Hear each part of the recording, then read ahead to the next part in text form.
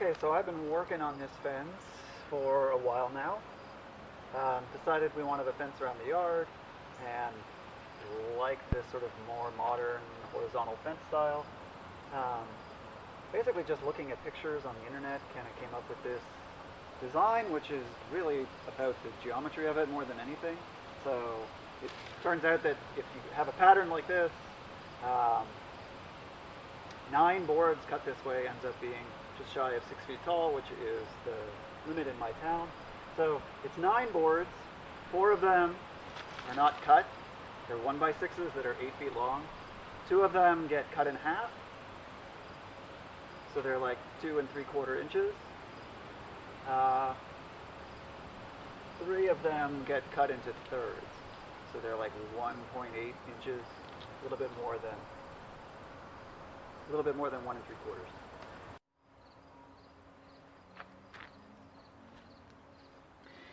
So one thing you're going to want to think about when you're choosing boards that you're going to rip or not rip is the knots, right? So if you were, this one's not too bad, but if you imagine a board with a really big knot in it and you try to rip it in half or rip it into thirds, it's just going to fall apart on you. So what you want are nice sort of knot-free or really small knots, like up here, or maybe this one, that you can, so when you rip it into thirds or rip it in half, the wood's not going to break. So keep your really knotty ones to be uncut and cut the ones without knots. When you're picking out wood at the lumber yard, you might want to think about sorting through it a bit to pick ones, because you are going to be ripping these into relatively small pieces, and if there's a lot of knots, it's just gonna fall apart on you.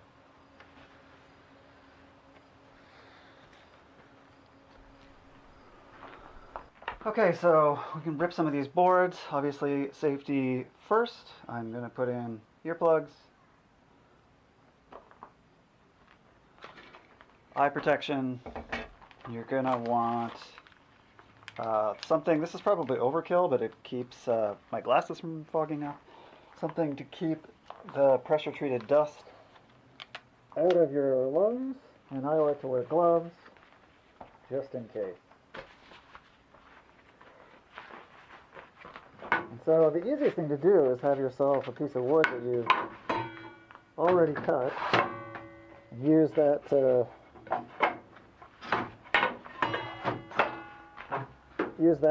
guide your rail. So this is the 1.8 inches.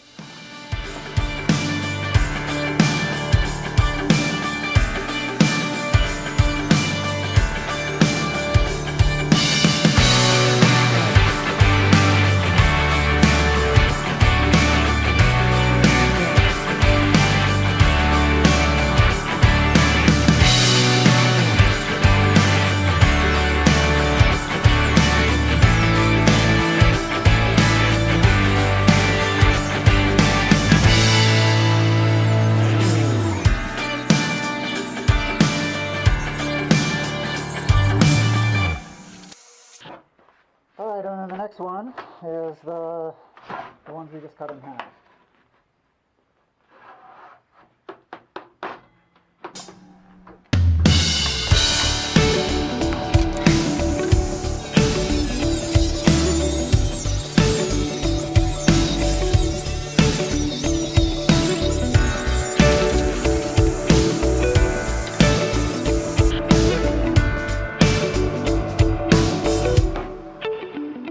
That's that.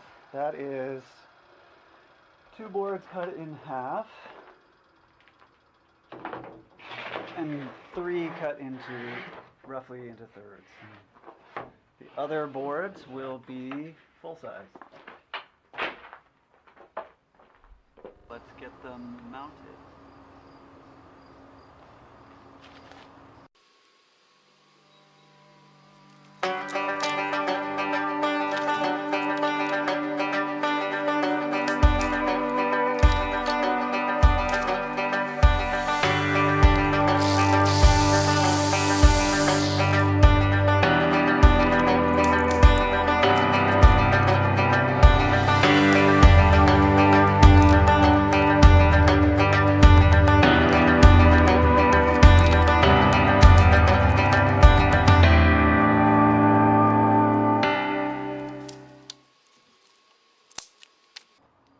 So I forgot that because of a tree, which you may or may not be able to see, this one's a little bit closer than 8 feet. So rather than carry all the wood back to the shop to use the miter saw, I'm just going to use the Sawzall to cut it a bit shorter.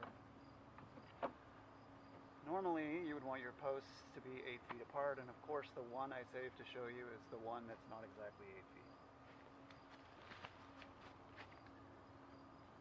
Oh, and the space between the boards is 1 1/4 inch, and I just have this handy spacer to help me do that.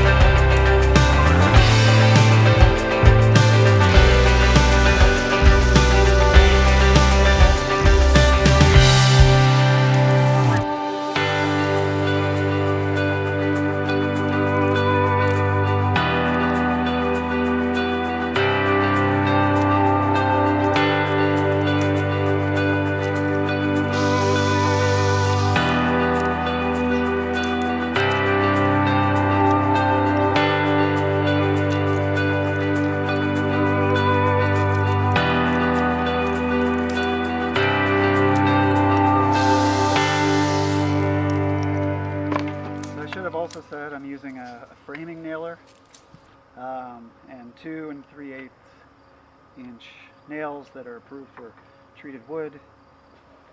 Okay, so then the last thing after we get the 4 up is you have to come around to the other side, and because these are so thin, they can start to warp and sag. And so what we're going to do is take another one of the 1/3 pieces, so you'll need one extra one of these per panel. We're going to put it in the middle with the spacer again. So just find a center at the top and the bottom.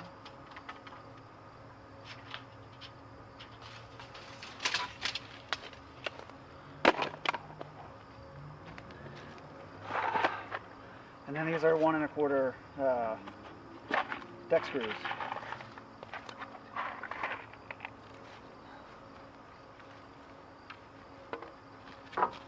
I like to do is just tack it on over the mark that I made.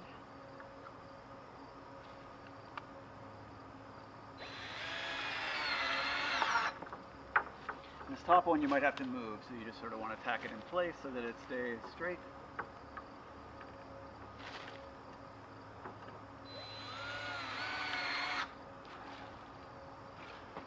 And then just use our 1 1/4 inch spacer again to make sure that everything is spaced properly. You can already see this one sagging quite a bit.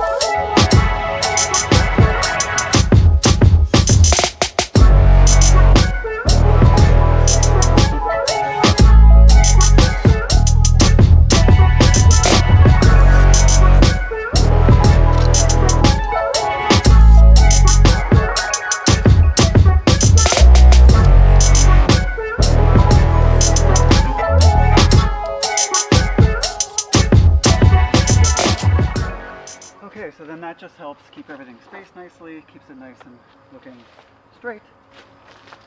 And then the last step is just to trim off the excess.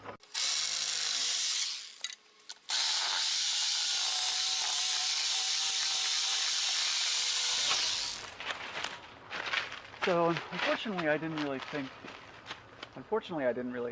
about filming this or having this YouTube channel when I was making the gates. They're actually really easy. I buy these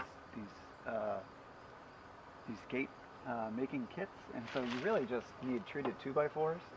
You literally just put them in, and you've got a gate. The latch I bought this is in the back, so the latch you have to get separately, but the hinges, everything are all built into the gate kit. I'll put a link in the description, but it's incredibly easy. And then you just put the boards on as if it was part of the fence. So you put the gate together first, hang it, and then just put boards on it like it's the rest of the fence. Really straightforward. Alright, so it's obviously winter now. I didn't get around to editing this video until over the holiday break. And so I figured out that what I did for all these trees on the border of our property, the footage didn't work, so I'm just going to tell you about what I did. So we've got a large number of these trees that are right on the border of my property and my neighbor's property. What that means is that even if we wanted to cut them down, we basically couldn't, but we didn't want to cut them down. I didn't find a lot of advice online about what to do about these kinds of trees other than that it's a really bad idea to attach your fence to a tree. So the idea that I came up with, and I don't know how good of an idea this was to put posts about 2 to 3 feet from the tree. Honestly, the distance kind of depended on how many roots I was encountering while I was digging the hole. And then just sort of attach these floating boards that don't actually touch the tree. So these boards are nailed on, and then I've got one of these vertical pieces to hold it all straight. And then the idea is there's about a 1 to 2 inch gap between these boards and the fence, or these boards and the tree. So no part of the fence is attached to the tree. And then my thinking is that as the tree grows, I can just keep trimming these back so that it doesn't damage the fence. But at the same time, there's not enough space, for my dog to get out of the yard, which was the main thing that we wanted. Didn't like the idea of building the fence kind of around the tree. I suppose that's another option, space it out and have kind of a V shape. Anyway, if you know anything about this, let me know. The other footage that didn't work was the footage I took of setting a post, but I think there's quite a lot about this on YouTube, so it's probably okay. that I didn't show you that. The basic thing that I learned was you want to put your posts in the ground kind of below the frost line. So I'm in Indiana. The frost, the ground definitely freezes. And you don't want that to heave your fence out of the ground. So the fence was 6 feet high, and I tried to get 3 foot deep holes. So that means that I was buying 10-foot posts, digging 3 feet, and usually trimming off about a foot or a little more than a foot, depending on how deep I could make the hole. And then each hole got about 1.5 bags of cement. I try to put some cement, then the post, and then fill in the rest so that the wood is not in contact with the soil. It's all sealed in by the cement. Like setting these isn't a big deal. You just want to make sure they're plumb, which is a bit hard, but you can kind of, watch some videos. You can kind of brace it with some other wood, and then that should work just fine.